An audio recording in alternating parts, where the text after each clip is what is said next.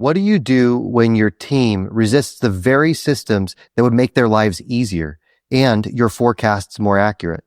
In today's episode, we dive into the tension between high-performing sales reps and the messy CRM data that fuels supply chain decisions.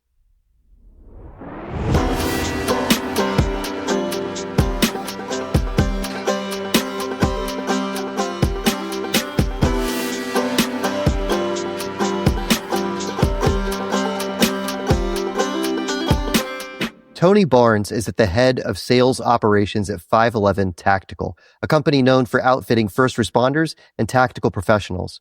After 15 years with the company, Tony now finds himself at the crossroads of sales leadership and AI innovation. His challenge? Getting his team to embrace clean data practices and AI tools without having direct authority over them. Now, in this coaching conversation, we press into leadership, accountability, and communication breakdowns beneath the surface, and we tried to chart a practical path forward.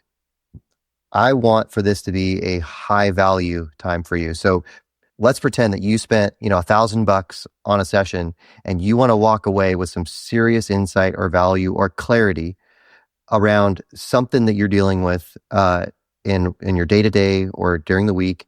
I know you've been messing around with AI, but just setting that to the side for a second, what's hot for you today?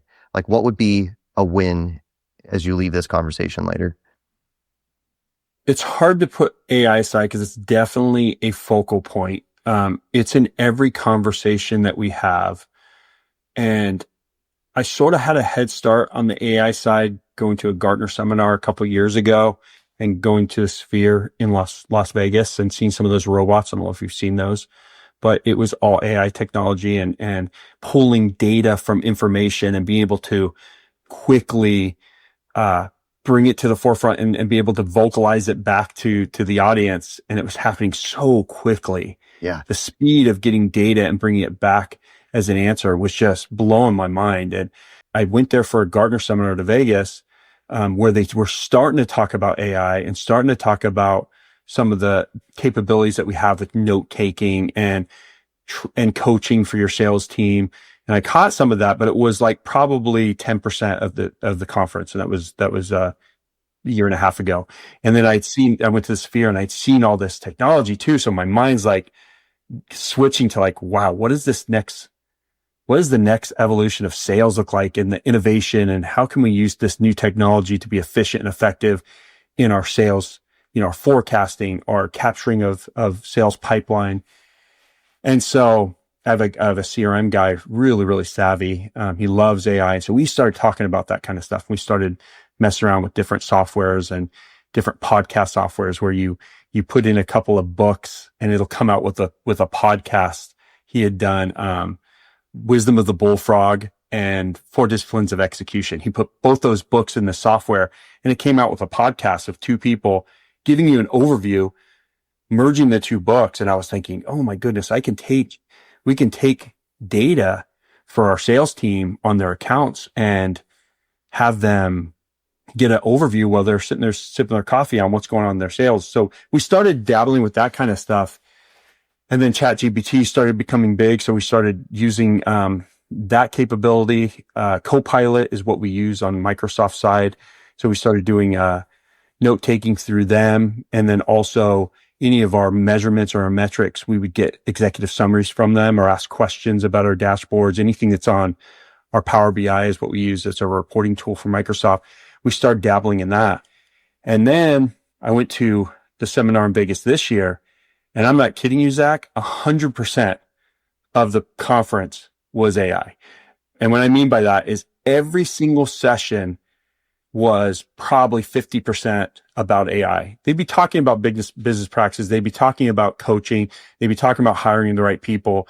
They'd be talking about, getting your sales forecasts right and the importance of it, or demand planning. But it was all about AI. And so now I'm like, okay.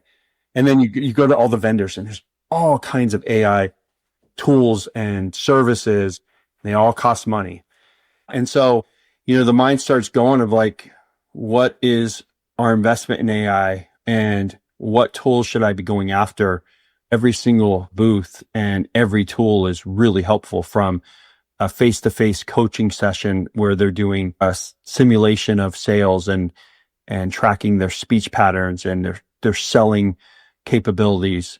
And then there's like capturing sales pipeline, and then being able to turn that into revenue planning. And so there's just all these tools, no matter where you go, but they all cost money. And so coming out of that, my challenge was, okay, AI is inevitable. It's not going away. It's only moving super fast, and everybody's getting on board to some extent or another. At the time, we weren't really focused on AI. I had come in really preaching it and trying to push it, even to try to get note taking through Copilot. We did the test run. So then that's where my challenge was. Okay, I know there's all these tools. I know they're super efficient. How do I get them implemented? How do I sell them to leadership? And how am I able to prove an ROI when I don't even know how the adoption rate's going to go? Like, I can have the best tools in the world and have them all set up, but are my sales reps going to be held accountable to using them? Are they going to use them effectively? And is it going to give me the return on the investment? Am I going to get the right piloting from the first group of people that I use? Are they going to actually use it? There's just so much around AI, knowing what to start with, how fast to go, how much to spend, and being able to do it in a way that's effective, and not holding up your process and getting the buy-in. So I'll just tell you this now is fast forward to today. I'm not only talking about it, but now inventory management is talking about it. Marketing's talking about it. E-com's talking about it, and they're all in their silos, Sure. doing their thing. And so now it's like, okay, let's all talk, IT, let's get our arms around this thing. What is our focus as a company, and what policies are available to me? Can I use ChatGPT? Do I have to use Copilot because it's a little safer? Those are the challenges I'm having. I know it's a lot to unpack in one podcast, but well, actually, I don't think it is, because I hear lots of this, and I actually don't hear, it's up in the cloud, so I don't hear a lot of like real clarity about why we're using it in the first place. So I'm going to push back on you a little bit. It's going to be a little bit uncomfortable, perhaps, but I love it. Listen, I love using AI. I mean, it's changed my workflows. It's changed how much I can get done. It's a force multiplier in a lot of ways. But what we also see, what you saw in Vegas, is it is the current buzz thing. And I think that the wisest companies have no interest at all in using AI for AI's sake. But that's exactly what a lot of executives are doing, right? Like, oh, it's the new thing. I'm finally sort of get on board, and we got to get caught up. But AI is a tool, and it's one that we should use wisely. So let me ask you, what problem are you actually trying to solve with your sales team right now? Yeah, so that's a great question. And it's efficiency and accurate sales pipeline is really a big starting point. And I'll tell you, I was in South Texas recently, and the geography of South Texas is there's towns very, very far apart. So there's a lot of driving for our sales rep, and every department, they're small, they're like maybe 15, 20 officers, and he's driving all day long. So what I noticed when we were there is he was using a pad when he's trying to do a wear test for like an officer, or he's trying to update his opportunities. He's using a pad, and even if he had something savvy like an iPad, which that really isn't the way that our sales reps capture notes. They're usually just all with pad and paper. He gets in the car, and I'm like, "What are you going to do with this?" And he said, "Well, at the end of the week, I'm going to compile it all, and then I'm going to go into my CRM, and I'm going to enter in the wear test. I'm going to update all my sales opportunities." And I said, "Man, that'll work, but did you take enough notes to be able to capture all that?" Right? It's a lot of information. And he said, "Well, at my other company, he told me that he'd get in the car and he'd call his admin, and his admin he'd put her on and say, 'Hey, here's my internal orders. Here's my opportunities. Here's some of the notes that I took.' And then he went on to the next appointment." And I thought, man, we can't have an admin for 40 sales reps in the domestic field, and we can't even do a 5-for-1. We're just not structured like that. It's not very effective. But man, if they can get in the car and speak to their AI bot or agent and be able to download that same information, man, that would be efficient. Yeah, I'm gonna slow you down because you're jumping to a solution. I want to understand the problem more. I want you to understand the problem more. Like you said, it's efficiency, but okay, go deeper. Clean CRM data so I can forecast and we can ensure that we are planning inventory effectively. So that's probably that's the root of it. Like, how do I get my CRM data clean? And how do I ensure that the opportunities are updated and that the opportunities are captured with the right probability and the right notes to be able to go back and refer back? Let's say we lose the opportunity. I want good notes to know why. Was it the quality of the product? Was we didn't offer the right color? That kind of stuff. So that's the root of it, is getting the right sales pipeline to be able to forecast our inventory and for us to revenue plan, to have a good sales pipeline to say, we could expect $20 million. And let's get this inventory management because we're going to need, our lead times are 7-8 months in apparel. And so we need to get, if we're going to get this contract, they're going to need this stuff ASAP. Let's get that to inventory management. It's got to be clean because we're making decisions on this. Sure. Okay. So the result that you want is clean CRM data from which to make accurate projections. Correct. Yeah. And revenue and inventory. Yeah. And what is getting in the way of clean stuff right now? Like we're going to come back to AI, but why don't you have it today? So you have some sales reps that are really good at capturing their information, and you have some that are just really good at selling. Our best salespeople in this channel is in the professional channel is people who have done the job. So they're special forces. They are, tactical people going out there and talking to tactical people. And so they're really good at showing what the value is of the product and really good at explaining why that product will work for them, because they lived it, right? Those same people don't normally have the same skill sets of being really good at keeping all their opportunity data clean. Okay. Yep. Getting on the computer, and so that's, and so you get 40 salespeople who are putting in information, and you're supposed to compile all that because we don't buy in smaller quantities. We're buying in huge quantities, right? With a sizing. So to be able to get all that information and package it up well enough to be able to pass it on to inventory management and say, this is what we feel like we're going to sell in the next 6 months, is really hard. Right now they go off historical data. They just go off historical trends, but this business is very, very volatile. It's not very predictable. In the inventory side, we would do a naive forecast, which would say, what did we sell last month at the SKU level compared to this month? And we would start off at like 37-40%. So it's just not a repeating business. It's really a art, it's the contracts that we have out there. And so sales pipeline is super important in this role. Sure. Okay. So let me back you up. You said, the best salespeople are relational and they speak the language because they've been there, but they're not great. They're not great administrators of the data. And you said, hey, it's really hard. I'm not sure what you were referring to as it's hard, but I kind of got the idea that you meant it's hard to get them to do the thing that I need them to do. Correct. Okay. Tell me more about that. So I'll give you an example. There's a department that has 100 officers and they're looking at 2 different pants, let's just say, for a uniform. I need to have that in the CRM, and I need to have them give me a probability of the likelihood that that's going to turn into a contract. And so they'll do 100 of each pant at the same amount of probability. And so I can't really go out and buy 100 of each pant if we're only going to sell one of them.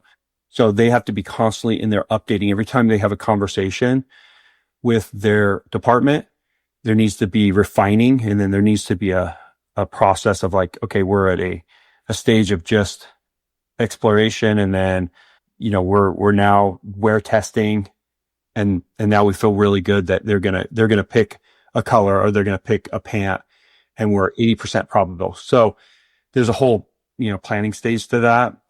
And if they're not putting in that information, it makes it, let's say 50% of them are doing it really good and 50% are not doing it really good. Yeah.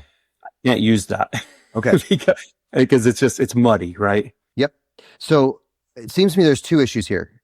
The first is a leadership problem, and I'm not pointing my finger at you, but I am saying, why is it okay for 50% of your people not to do the thing that you've told them to do? 100% agree. I'm actually asking you, why is it? Why are they getting away with it? It's not, well, I think, so we have sales leaders, so regional directors, and they have reps underneath them, and gross revenue and margins and generating the amount of opportunities is the carrot. That's what they're really measured on. That's what their performance measurements are on. And it has not been their accuracy of CRM data. It hasn't been. So we keep track of out of date opportunities. We keep track of aged opportunities. Mm-hmm. And we've just recently generated a scorecard that a stack ranking of all of them, almost like a OPS in baseball or slugging percentage, or, the combined of all of them. Who are the leaders of the team? Who are the ones who are struggling? And it is out of date opportunities or aged opportunities. So we're trying to bring that to the forefront. Now is conversation I had today with the leader of the regional directors. He's the VP of wholesale, domestic wholesale. How do we ensure that these sales reps are measured on every part of the business, not just revenue? So that is another topic of discussion. Do you think that it's fair to be measured on revenue as the most significant driver? I think that it is the most important to keep the lights on, but I think for longevity, we need, as we grow, the process is it's going to cost us more money if we don't. And so that's one of the discussions we had, Zach, is we put a weight on, we call it channel metrics, which is all of the revenue, we'll just call it. And then we have created opportunities, dollars, created opportunities in number of opportunities, and then we have one opportunity. So what their conversion ratio is, and it goes all the way down. And then the long tail is the out of date opportunities, the cleanliness of it. And we talked about this the other day with the leaders. Is like, if we want to change behaviors, we flip that, right? And we say, now your stack ranking is all of these little pieces that are super important, cleansing, the cleansing of our data. If we put that first, that's what everyone's going to focus on. But now revenue, I can't flip it. So there is some kind of formula, but right now we're starting with dollars, with that in the back pocket of if we want to change, if we want people to be measured on it, or you want them to manage it, you got to measure them on it. Okay. And so we're working towards that. I promise we're going to come back to AI, but yes, here's why I'm avoiding it for a moment. I think that you're the sort of leader. I'm certainly the sort of leader. I am not going to go spend a bunch of money giving people tools that aren't already good at their job. That's not how I want to lead. And frankly, I don't think it's a wise long game strategy. So the first thing that I want is people who are motivated to do really well, and then to put tools in their hands that turn them into awesomer versions of themselves. Do you agree with that? I do agree with that. Yeah. Okay. So I'm being unfair. 90% I agree with that. Yes. Okay. Well, I'm maybe I'll get you to 100% by the end here. We'll see. So as I think about what all of the information that you just said, do you see a correlation between those who enter great data, manage their accounts well, and revenue brought in? You said stack ranking. So are the highest ones the ones that also tend to keep their accounts pretty clean? It's a really good question, Zach. And there is a correlation between people who know their business without a doubt, and revenue generation and success for sure. We do have a percentage of people that know the game and know how to game the system. They know what we're measuring them on, And that's where the cleanliness of data is so important. So like the scenario I gave you earlier of like 100-person department, they could easily put 500 people. And so what we've been trying to do is Wait, get I'm people sorry. to, I missed something there. So help me with that. yeah, Are you saying there's a lack of integrity? could be. Yes, could be Okay. for sure. Or it could be high hopes. So not every department has one supplier. So let's say I go into a department of 500 people and there already is a spec'd in uniform. And now I'm competing and I can win that contract because they're allowing additional uniforms to be selected by their officers as long as they're the right color and the way they look. I can go in there and say, I'm going to get all 500 officers because this is a 500 officer department, but it's just really bullish. It's not very, so maybe it's not a lack of integrity. Maybe it is, I have this upside of 500 Sure. and I'm going to put 500 because I can get all the business. I can take all the business, but realistically, you're going to get 100, or, especially to start if someone's already established. So it wouldn't be a lack of full integrity, but it would be their confidence level, or even there is a piece of integrity where it's like, yeah, I have a confidence level. If you hook me up to the lie detector test, I'd probably only get 100, but I'm going to put 500 because there's an upside. I'm not fully lying. Sure. So that's part of it. And you're going to get that no matter what, right? You're going to get that with people, sadly. I mean, I don't accept that. I get that you have to. No, I get that people think they have to. Yeah. But I don't think that what we're not talking about today is like hiring practices. How we get somebody out the door that doesn't belong. We're not talking about that. We could talk about it another time. Yeah. So I think that the first game you're playing here is one of psychology. How do I get somebody to do something that ultimately is good for them? I mean, it's good for the company, but it's also good for them.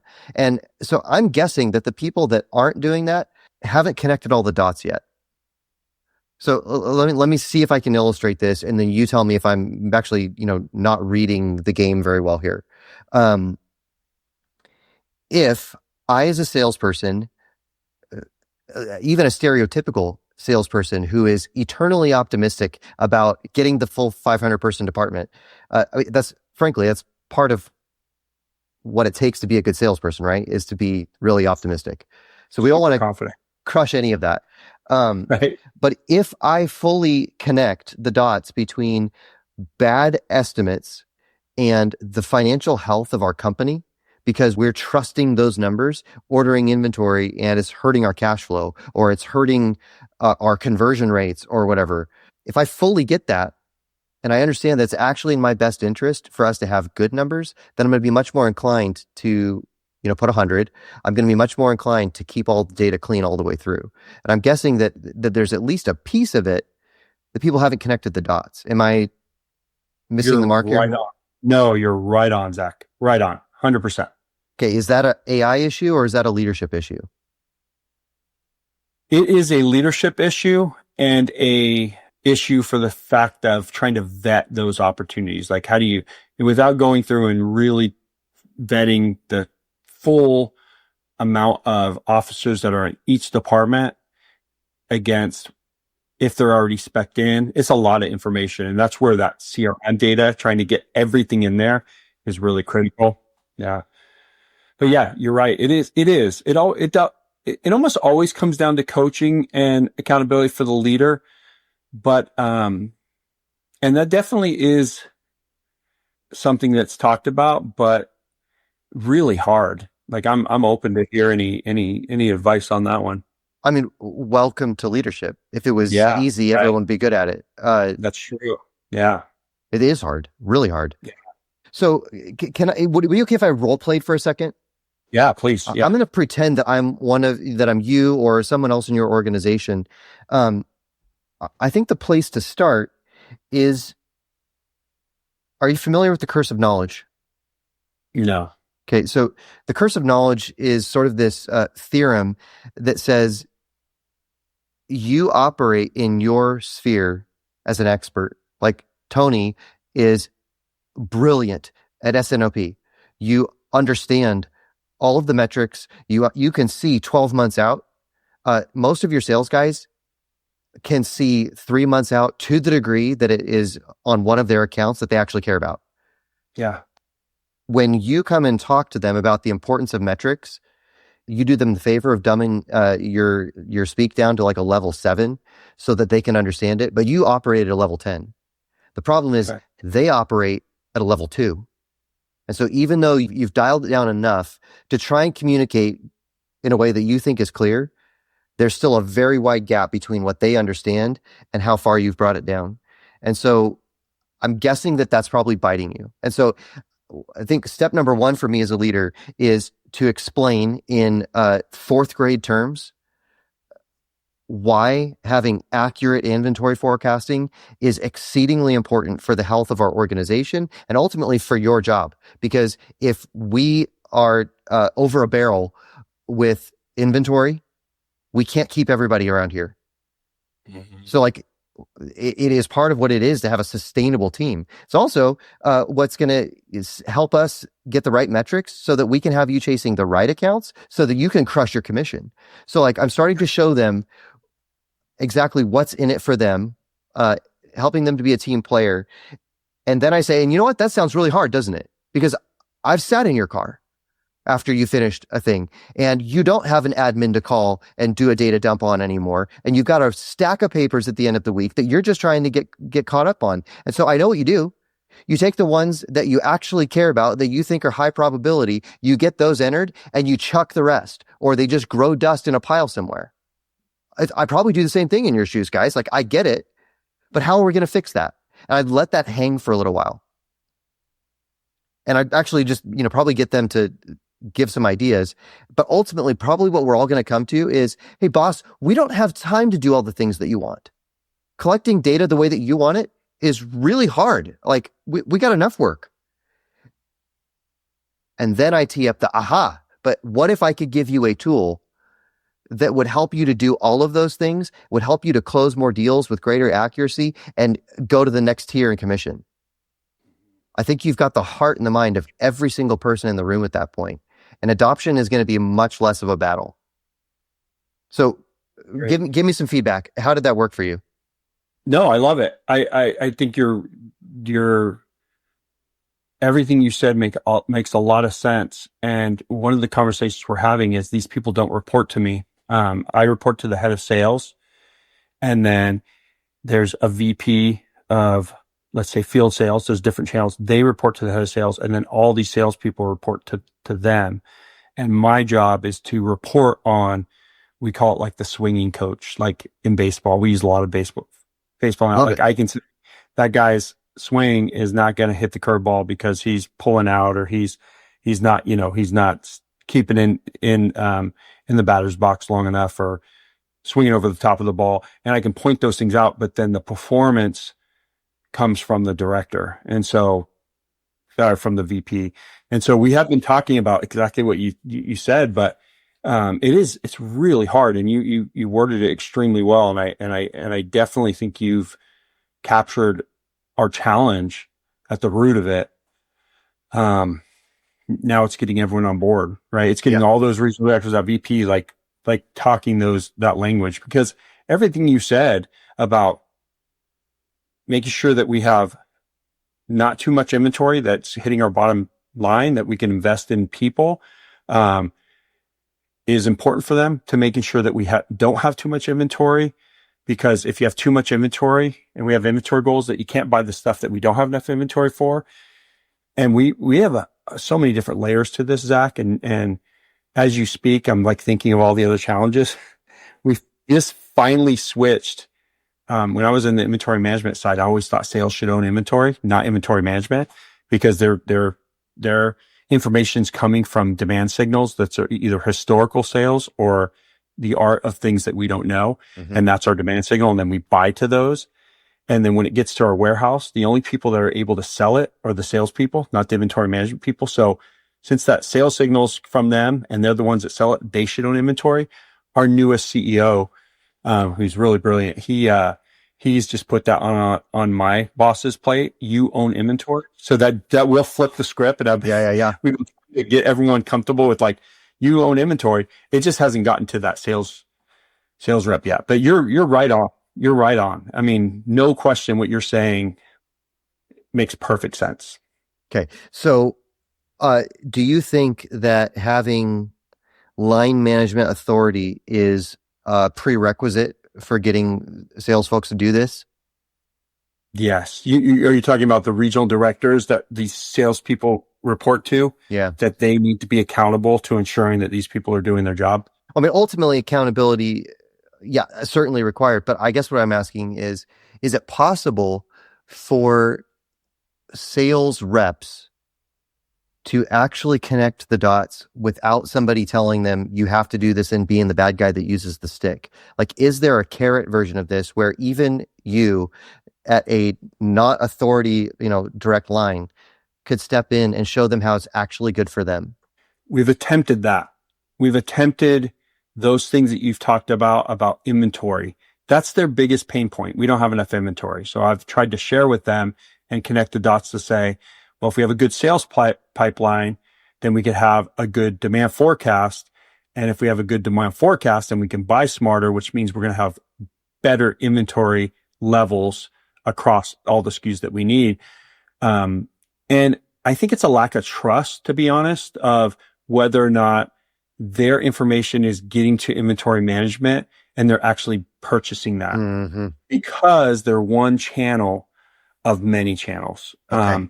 And so that definitely plays into it. But you're right. Like that, we shouldn't give up on that, because I do think you're right. I think you just saying, hey, you should do this because it's your job, even though it's not really, you're being held accountable to having a perfect forecast. Nobody has it, but to show them the benefits of their pipeline being clean, of how that'll make their jobs easier and life's easier and generate more revenue for them, or more sales or commissions for them, is the right approach for sure. It's challenging. It's tough to push a rope, right? You gotta pull a rope. That's true. Okay. So let's just assume for a second, let's play with this. Somehow you've got people on board. They're like, wow, we totally see the benefit. We see the value. But Tony, I don't have time for that. Well, now let's talk about how AI can step into that. Like what ideas do you have for making it so that they don't finish a call in, was it Dallas? Yeah, it was in Brownsville, Texas, South Texas. So wherever in Texas, they walk out of the customer, get in their car. How can we help them in real time do some data dumping while it's fresh? We have been researching, and my AI guy has been working with a few people to look at outside solutions. At the same time, he's working with Copilot and Microsoft to see if there's any internal solutions where they can just get in the car and they can say, answer questions like, hey, I just finished this appointment. And I have these wear tests, these sizes, these styles, and then, verbally put in notes that maybe they can refine later. But as you know, ChatGPT and Copilot are great at taking notes and taking what you're saying and refine it. So that's the first step. That's what he's working on now. Just starting with just capturing notes and updating opportunities. And then the next phase is ordering, we call them internal orders. So wear tests, so we can get the chief maybe a uniform so he can see it, or have one of his people try it out in the field and see if they like it, compare it to competitors. What if I told you there's a step 0? I'd love to hear it. Yeah. It was sort of a trick question. I hope I didn't bait you too much. I love it. No, bait me. Is there a way for you to go, actually, getting in the car is too late? Sure. Yeah. I mean, it could be. I'll give you the scenario and you tell me if you still see this. It was my first ride along with a sales rep in this channel, which is the field sales channel. So I'll give you the picture. Here's this guy who used to be a trainer for the SWAT teams. We're in Brownsville, Texas, and we go out into 110-degree weather, and they're all doing breaching exercises in full gear with shields and going through these scenarios with shade because it's hot. They're drinking water, and then the lieutenant says, "Guys, come over here." Come over here. Uh, Doug's got some uniforms to show you. So they come over and they're just in thick gear and just really hot gear. And he's showing them out of his car. Um, you and I or any other salesperson wouldn't have this ability. Doug has this ability because he has connections, which is just a blessing. But you go through and he's showing them and they're passing him around and they're all talking. And so like I think about like a conference call you could do that in, but when you're out there in the field, it's hard. Or like another down the street in another department, they're actually doing a training in I don't know what they were doing, but they're in classroom and there's about 40 officers in there training about whatever. And they let him in and he's showing the product and they're passing around, they're talking about it. And then they huddle up and they're talking to the lieutenant and some of the commanders. And they said, get me 3 of these, get me 2 of these, get me 4 of these.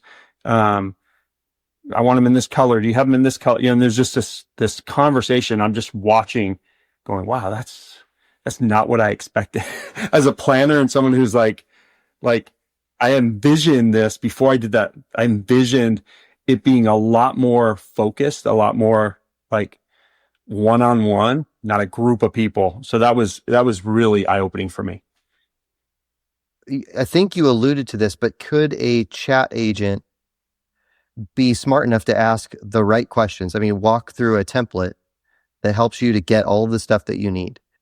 Like basically lead the sales rep through the stuff, not just, hey, give me some notes and I'll figure it out. But like, hey, first I'm going to ask you about, the different lines. Then I'm going to ask you about colors. Then I'm going to ask you about, could that work? And would they buy into that? That's what my AI guy is doing now. Our CRM admin, he's a solutions architect. He actually has prompted questions, and I'm not very tech savvy, so all the words I'm using aren't accurate. But he is teaching the agent, teaching the bot of what these things mean, what opportunities. There's a specific way that you write in an opportunity, the date, the product type, the agency. He's making sure that the bot understands what an opportunity name is so he could tie it to the contact or tie it to the address for where it tests. And he has these prompts that he is asking the sales rep. So it is more of a, like you said, which is a great, it's the right way to look at it. Yeah. I didn't like that. I like just doing the full chat. Like, hey, just like I talked to ChatGPT and asked a bunch of questions, but you're like my AI guy. You're a little savvier than that and know that that's probably not as accurate because you're going to get a bunch of crazy information or it's not going to make sense unless you structure it. And so that's what he has done. I'm not so worried about the ability for AI to actually extract the information that we care about. But what I would be more concerned about in the stream of consciousness version is the burden upon the sales rep may be too high because it's not clear. Right. Like, give me clarity. Don't make me think. Like, if that's the point of this tool is draw out of me all of the information that you need. Don't make me have to remember it all while I'm driving and trying to figure out, do I turn left or right? So I think that's the power of those prompts. You're just leading me through this exercise and shoot, 5 minutes and we're done here. Right. Yeah. Very smart. Yeah. I love that. I think it's a great call. So have you piloted that with any of your sales reps? He started to just create it. He's having a difficulty getting the voice chat and Copilot. There's some integration that he needs to do. He needs to intervene for it to all work together. Currently, Microsoft doesn't offer this within their D365 platform. We did talk to a third party who is very close with Microsoft and believe that they can get dollars from Microsoft to help us generate a tool that'll advance their capabilities. So that was an interesting thing that I didn't know, that we can fill out some forms to say, Microsoft, check out this idea we have that was using your tools. It's going to advance this to another level for all of your clients.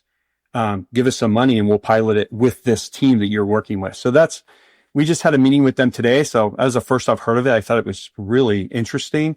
So that's the steps we're at. So my IT guy has started the venture, run into some roadblocks, reached out to somebody he knows who is hopefully going to get us some dollars from Microsoft to venture into that. So hopefully it'll be a good solution. Yeah. Well, I don't feel like I got you to any like super light bulb aha moments, but anything that we've talked about so far that stuck out or that like maybe gave you some next thing to go and do? No, I love that the root of the issue, the challenge isn't getting AI to create efficiencies in your process if there's underlying other challenges to address, which you've highlighted, because we talked about it today, me and the leader, about how we hold people accountable to things like out-of-date opportunities. But I think the thing that you reinforce is a lot of this conversation I've even had today just gave me more confidence in knowing that I'm on the right track, because you thought of them on your own without even knowing my situation, and you brought those to the forefront, and the challenges we've talked about, but I think you reinforcing them and getting me back to really the root cause of some of the challenges we have with our clean data, I think has been super helpful. And I feel like that if you were in my office every day, I don't know how much that would cost me, but you would be super helpful.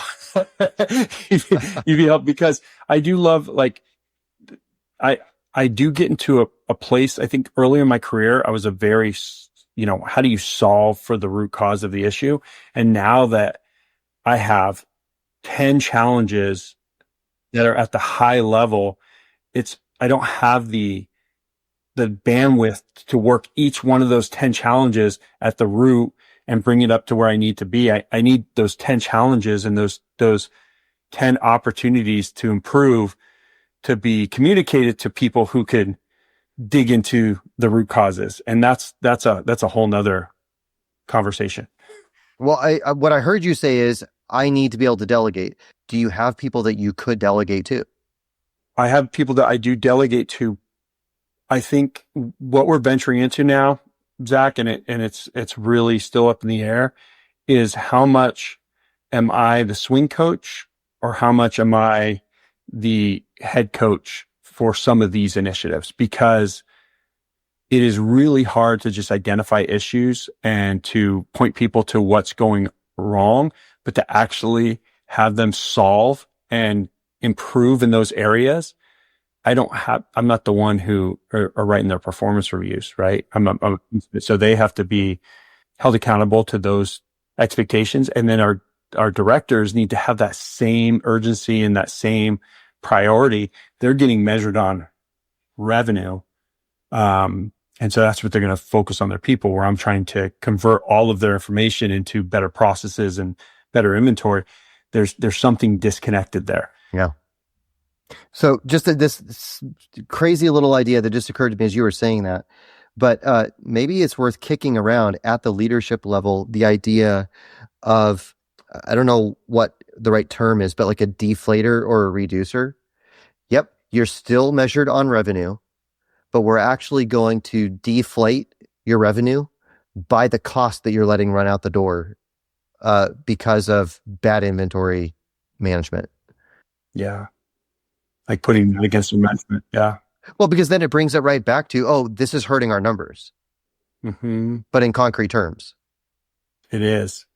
Because in that scenario, Zach, if they do say 500 officers for a uniform, and we go and purchase those 500 uniforms for officers, and they only sell 100, if it's a French blue, which is something that we do have in very, very small markets up in Connecticut, they're just going to sit in our warehouse, and those go against our bottom line. So it does directly affect our revenue. So it should go against their top line. Yeah, correct. Yes. Yeah, good call. I love that. Well, I'm looking forward to see what you maybe do with that. Yeah, I know. There's so much, Zach. Well, what I wanted to ask you is, if you have one takeaway today, like what's one thing that you're going to go and do? I think it's going to address the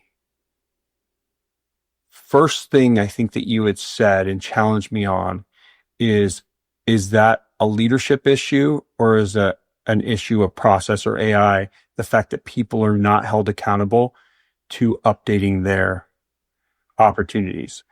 It's something that's been talked about and something that we even talked about today. How do we put weight to that?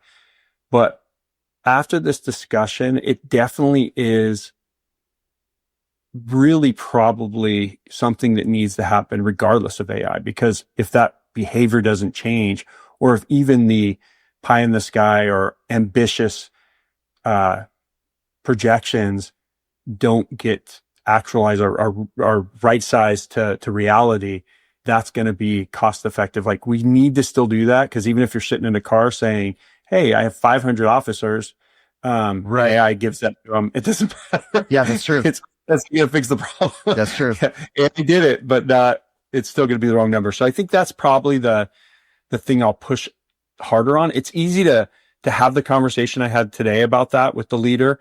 And we talked about bringing in other leaders in the conversation in our future meetings, but it's easy for that to be a sort of a subtopic versus the topic, and I think flipping that is probably the biggest takeaway I'll come out of this.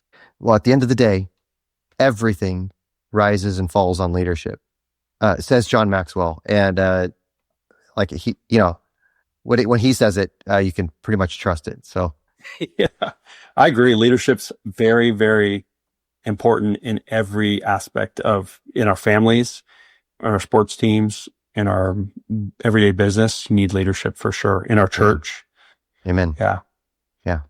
Well, brother, this was really fun. Thank you for making space for this today. Yeah. Very exciting. I love talking to you, man. Really Likewise. appreciate it. Can I pray for you? Yes, please. All right. Well, God, I thank you so much for my time with Tony. And Lord, he's got a lot of balls in the air, trying to juggle all of these different initiatives, trying to be responsible steward of the people and the division and the inventory and revenue and everything else that you've entrusted into his care. And so God, I pray that you give him wisdom as he works directly with his leader, as he works with his peers.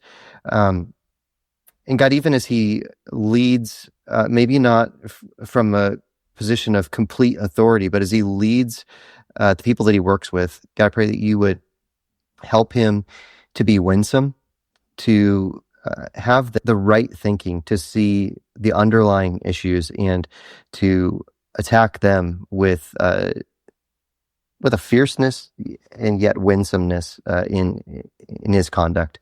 All of these things, God, we ultimately want to be glorifying to you. And so I pray that you would help Tony to lead like you have led him and have loved him. Pray that you would make him a leader that is elevated in stature and wisdom, both in your eyes and in the eyes of men and women that he works with. And God, we trust you for all these things and ask that you would bless the fruit of his hands as it blesses the company that he works for and all the customers that they serve. And it's in the name of our blessed Lord and Savior, Christ Jesus, that we ask all of these things. Amen. Amen. Thank you, brother. Appreciate it. Thank you, Tony. This was really a lot of fun. I appreciate you being on here for this. Yeah, I appreciate you inviting me. Today's conversation with Tony was a powerful reminder that leadership isn't just about titles or authority. It's about ownership. He's not just trying to get AI tools adopted. He's trying to shape a culture where accuracy, accountability, and alignment actually matter.